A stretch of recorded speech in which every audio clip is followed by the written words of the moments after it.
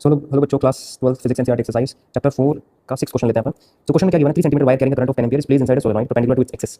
The magnetic field inside solenoid is given to be 0.27 tesla. What is the magnetic force on the wire. तो यहाँ पे हमें क्या दे रखा है, 3 सेंटीमीटर वायर जो है, ठीक है, कैरी कर रहा है 10 एम्पीयर के करंट, और इसको हमने क्या रखा है, एक सोलेनॉइड के अंदर रखा है। बट सोलेनॉइड के अंदर इस तरह से रखा है कि ये उस सोलेनॉइड के क्या है, एक्सिस के परपेंडिकुलर है। So the length of the wire is given, that is what 3 centimetre. इसको कन्वर्ट कर लेंगे मीटर में, so this can be written as 3 into 10 power minus 2 meters। Current की वैल्यू गिवन है अपन को यहाँ पे 10 एम्पीयर। मैग्नेटिक फील्ड इंटेंसिटी जो है वो गिवन है 0.27 टेस्ला।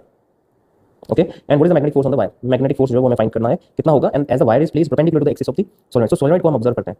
तो मान लो कि जो सोलेनॉइड है, ये हमारी सोलेनॉइड है। तो सोलेनॉइड का बेसिकली रोल क्या है इस क्वेश्चन के अंदर, to provide the magnetic field. जो एक्सटर्नल फील्ड वायर के ऊपर आने वाला है वो इसी की वजह से है सोलेनॉइड। तो करंट आ रही होगी ऐसे इसके अंदर, है ना।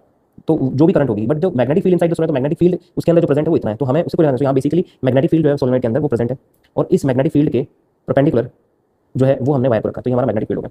इस मैग्नेटिक फील्ड के परपेंडिकुलर हमने रखा है। तो अभी सोलेनॉइड को मैं अगर हटा दूं यहाँ से, ठीक है, सोलेनॉइड को हम हटा दें, तो इसके अंदर क्या होगा, केवल मैग्नेटिक फील्ड जो है उसी का रोल है यहाँ पे। तो मैं अगर मैग्नेटिक फील्ड को यहाँ पे ले आऊँ इस तरह से,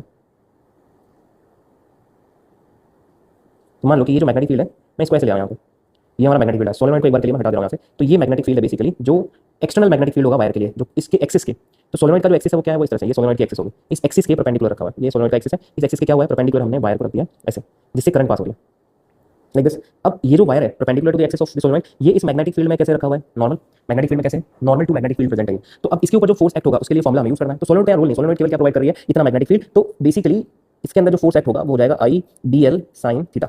सो एफ इज इक्वल टू क्या हो जाएगा, put the value of I is 10, B 0.27 into L, L is 3 into 10 power minus 2, and theta is, इस केस में थीटा की वैल्यू कितनी है, 90 डिग्री। मैग्नेटिक फील्ड के अंदर और करंट जो है, लेंथ जो है कंडक्टर की, उसके बीच में जो थीटा एंगल है वो 90 degree. So F is equal to हमारे पास आ जाएगा, so F is equal to हो जाएगा साइन 90 इज इक्वल टू 1 हो जाएगा। तो यहाँ पे आ जाएगा 10 इन 0.27 इंटू 3 इंटू 10 पावर माइनस 2। तो यहाँ से हम हटा लेंगे इसको, 2.7 इंटू 3 हो जाएगा। तो 2.7 इंटू 3 इंटू 10 पावर माइनस 2।